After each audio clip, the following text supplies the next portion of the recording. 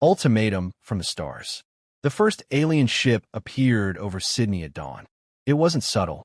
The vessel was the size of a small city, its hull made of black, chitinous plates that seemed to drink in a morning light.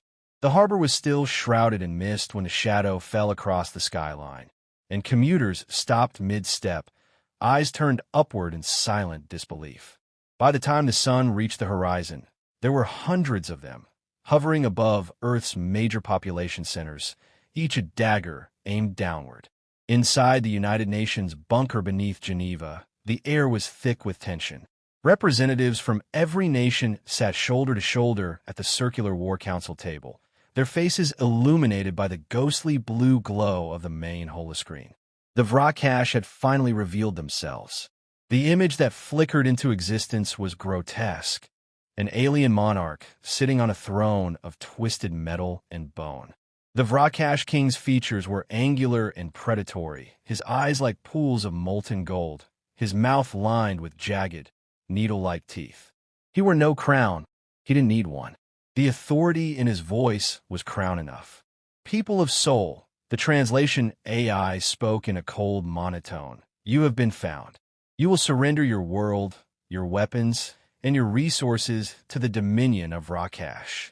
Resistance will mean extermination. The feed cut. The silence in the room was so heavy it felt like the air itself had stopped moving. Admiral Riker, head of Earth's Unified Defense Command, stood first. His uniform was crisp, but his jaw was clenched so hard the tendons stood out like wires. They've made first contact on their terms, he said. They've given us no room for diplomacy. This is an ultimatum. Several diplomats spoke over each other, calls for measured response, desperate ideas for negotiation, fears of annihilation. Then the president of the Earth Unified Government raised her hand. The chatter died instantly. We will attempt one outreach, she said. We are not savages, but if they respond with violence, we will act. 2 days later, the EUG peace envoy, a sleek diplomatic cruiser, approached the alien flagship stationed above London. Its hull was painted with the white insignia of neutrality, its weapons systems offline. Cameras across the planet watched in real time. It didn't matter. Before the envoy could transmit its greeting, a spear of red plasma lanced through the craft's midsection.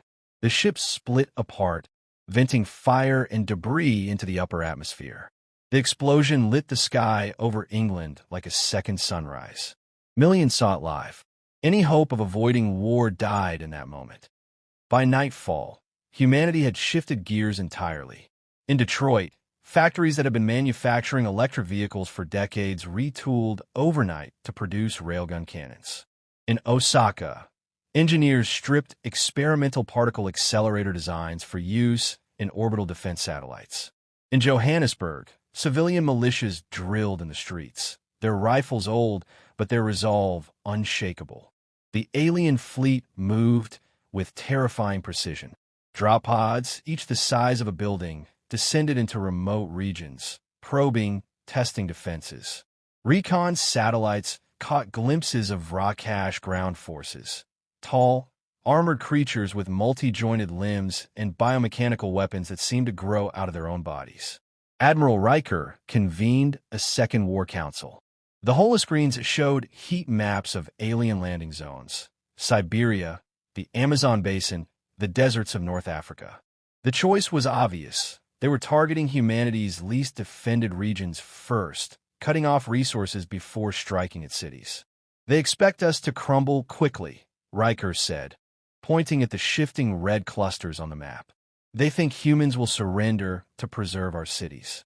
A grim smile spread across his face. They don't know us very well. On the third day, the president addressed the planet from the fortified broadcast chamber beneath Geneva. Her image appeared on every screen, in every language. They have demanded our surrender, she said, her voice steady. They believe themselves invincible. They believe we will break. They are wrong. She paused, letting the words settle like steel in the hearts of billions. From this day, every citizen of Earth is a soldier in the defense of our home. We will not kneel. We will not yield. Humanity has faced extinction before. We endured. We adapted. And we survived. We will do so again. The camera pulled back to reveal a wall of uniformed soldiers behind her, men and women from every continent, their eyes hard and unflinching. Let the Vra'kash come, she finished. They will find this planet is not theirs to take. Above the world, the alien fleet shifted into battle formations. Thousands of smaller craft began descending into the atmosphere, their wakes tearing glowing scars across the sky. In cities across the globe, air raid sirens wailed, and anti-orbital railguns warmed their capacitors. Humanity was ready, perhaps not to win, but to fight. And somewhere deep inside the alien flagship, the Vra'kash King watched the broadcast with mild amusement. His people had crushed countless worlds before. He had no reason to believe this one would be any different, but he had never fought humans. The war humanity wasn't supposed to win. The first wave hit Siberia. At dawn, the tundra shook under the impact of Vra'kash drop pods, each slamming into the permafrost with the force of a meteor strike. The pods split open like iron flowers, unfolding into armored towers that began spewing forth alien soldiers.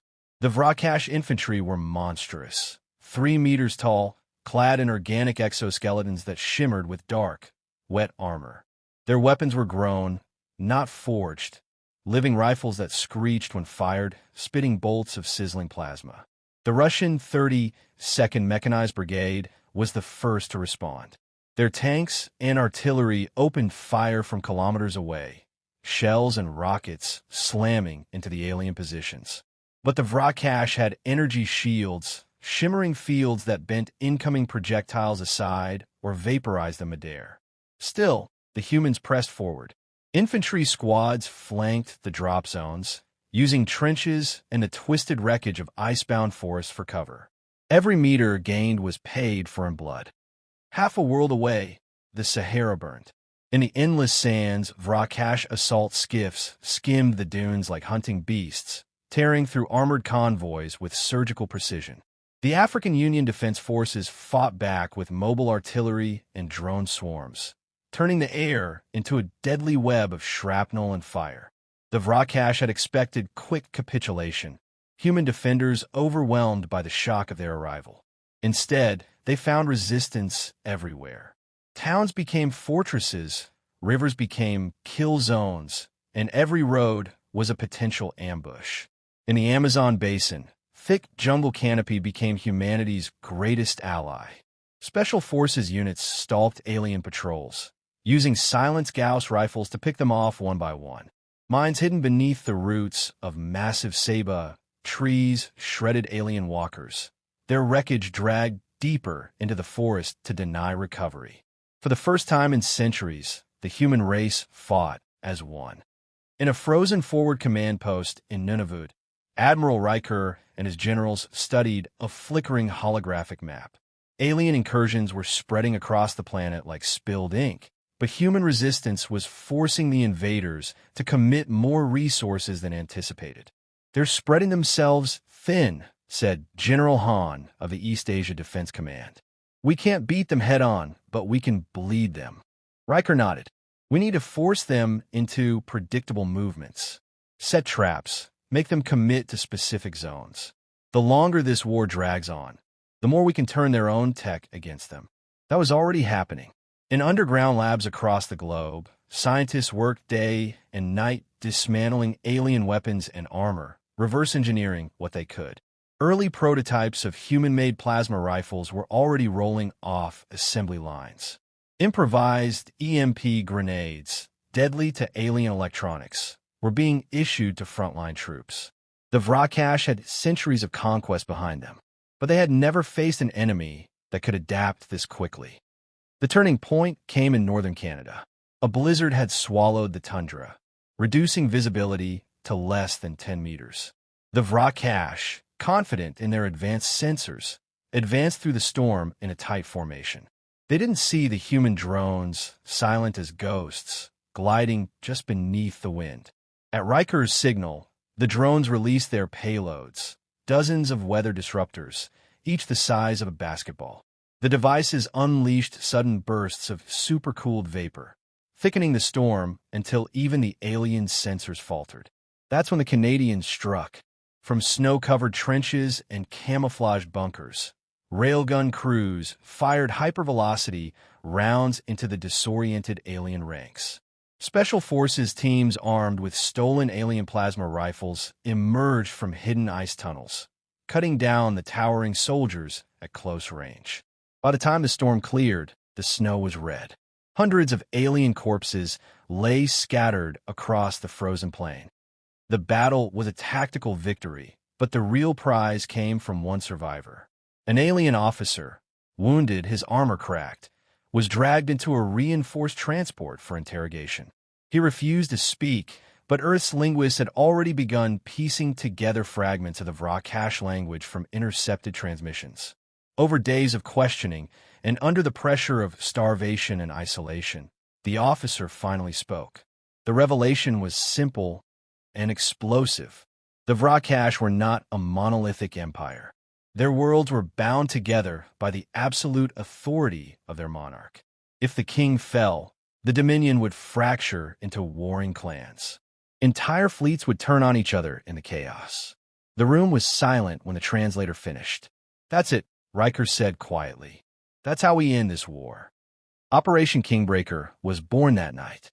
The plan was audacious to the point of madness. Infiltrate the alien flagship, capture the king alive, and broadcast his defeat to every corner of the Vra'kash Empire. It would require precision, overwhelming courage, and a willingness to sacrifice every member of the strike team. Ghost Company, a unit of elite soldiers from across Earth, was chosen for the mission. Veterans of the bloodiest battles, they were men and women who had seen too much to hesitate now. For the next 2 weeks, they trained in a sealed facility in Iceland, simulating alien corridors, weapons, and gravity shifts. They memorized schematics stolen from alien databases, studied every scrap of intel on the King's guards, and drilled for contingencies that would almost certainly get them killed. When they finally stood in front of Riker, armor gleaming under the cold fluorescent lights, he looked at each of them in turn. "You're not expected to come back," he said flatly. "But if you succeed, you'll save billions, and you'll break the back of an empire." No one flinched. Far above, in the darkness of space, the Vra'kash King was still convinced that humanity's defiance was a dying ember. He had no idea that ember was about to set his empire on fire. Operation Kingbreaker. The hangar smelled like oil and ozone. Ghost companies stood in 2 lines, armored from head to toe, their helmets sealed, weapons slung across their chests. Frosted air curled from the vents in the reinforced chamber as the bay doors opened to the cold, black expanse of space. In front of them sat their ride, a Vra'kash assault shuttle, captured 2 weeks earlier during a night raid in the Sahara. Its alien contours were sharp and predatory, the hull a living metal that still twitched under the touch of human technicians. Painted in enemy markings, it would pass for just another dropship in the fleet, at least long enough to get them inside. Riker's voice came over the comms. "You have one chance. Once you're in, their systems will know you're human. Get to the throne chamber, bag the king, and get out. If you miss your extraction window, you're on your own." No one replied. Ghost Company knew the stakes. The shuttle drifted toward the alien flagship, a mountain of black armor suspended in the void. Its hull stretched for kilometers, bristling with weapon spires and sensor domes. The closer they got, the more it felt like approaching a sleeping god that might wake at any moment. The docking clamps latched onto the shuttle with a deep, metallic thud. The hatch cycled open, spilling dim blue light into the troop bay. Captain Mara Vance, leader of Ghost Company, was the first out. Her boots hit the alien deck with a hollow clang. The interior was unnervingly organic. Walls pulsed faintly as if alive, conduits throbbed with bioluminescent fluid, and a faint, insectal clicking echoed from somewhere deep in the ship. They moved fast, weapons up, boots silent on the strange floor. The plan was simple in theory. Breach at the lower hangar, climb 3 decks to the central corridor, bypass the royal guard, and storm the throne chamber. In practice, every corner could hold a nightmare.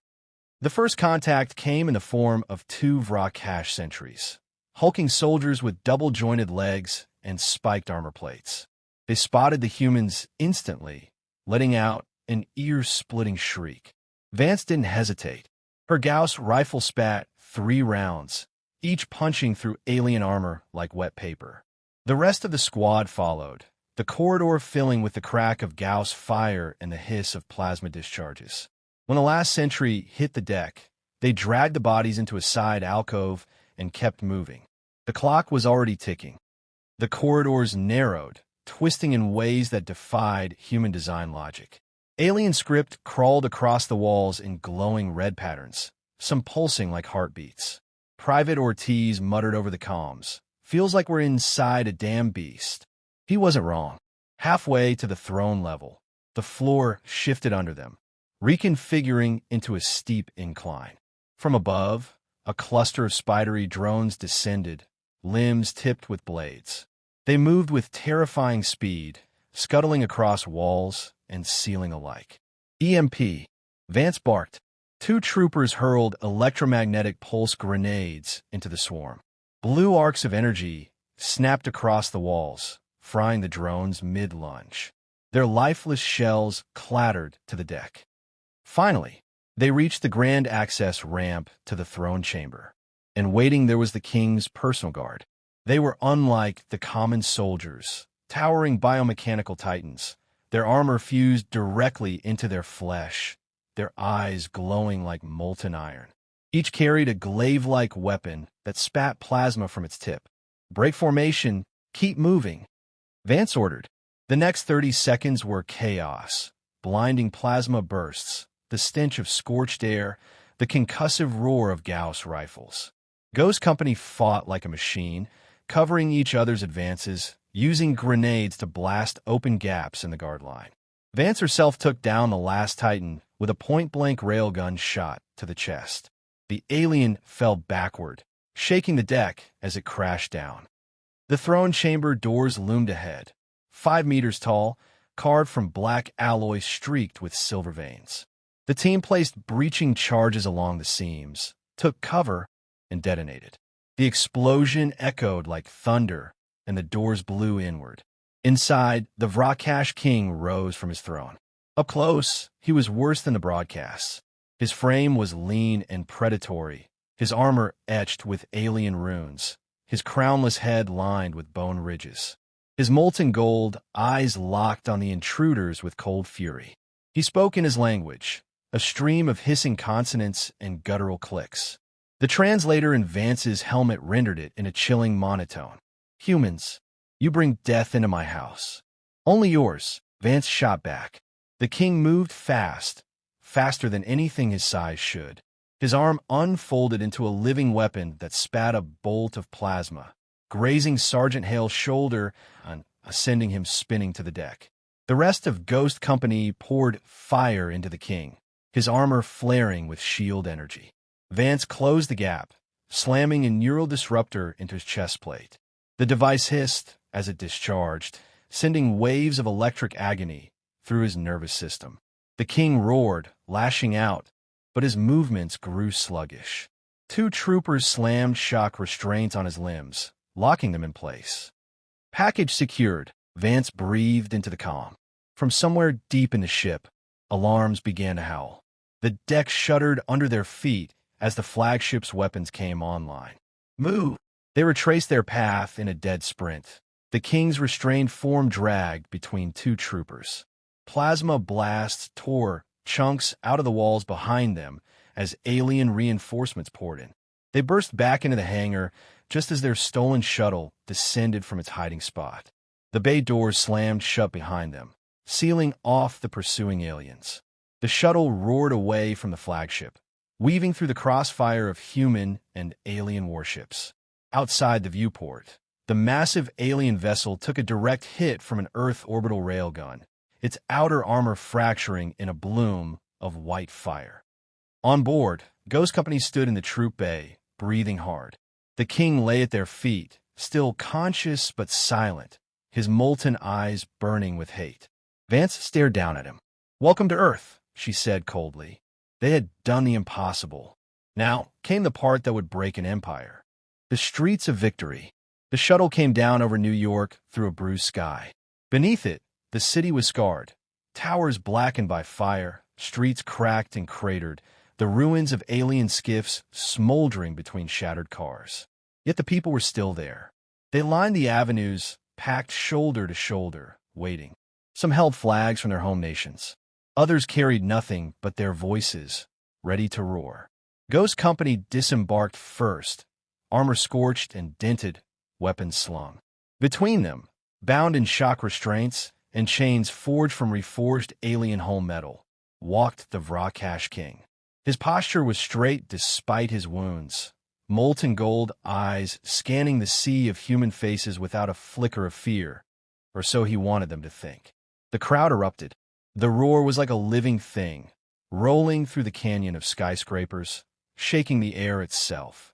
Some shouted curses in a dozen different languages. Others hurled debris, bottles, and chunks of alien wreckage at the bound monarch. A child no older than 8 spat on the street as he passed. The procession moved slowly, deliberately. An armored personnel carrier rolled ahead, carrying a camera rig broadcasting the event live, not just to Earth, but to every Vra'kash-controlled world. Hackers across the planet had hijacked alien communications, forcing the feed into their networks.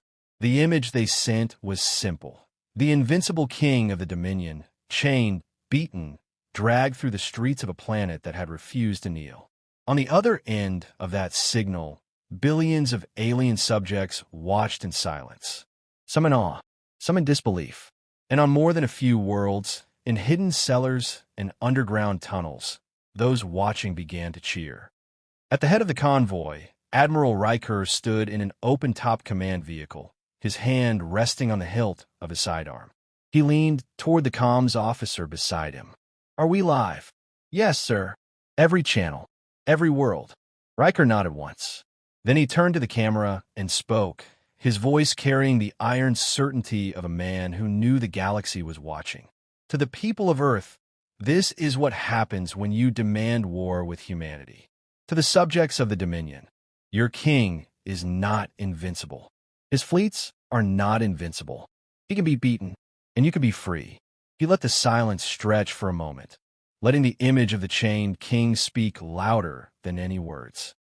The convoy wound its way through Times Square, now a mixture of rubble and defiance. Giant LED screens, cracked but still functional, blare the live feed above the crowd. Soldiers in mismatched armor, some in official uniforms, others in salvaged alien plating, marched on either side. Vance walked beside the king, helmet under her arm, blood still streaking her face from the fight aboard the flagship. She didn't speak to him, but she didn't take her eyes off him either.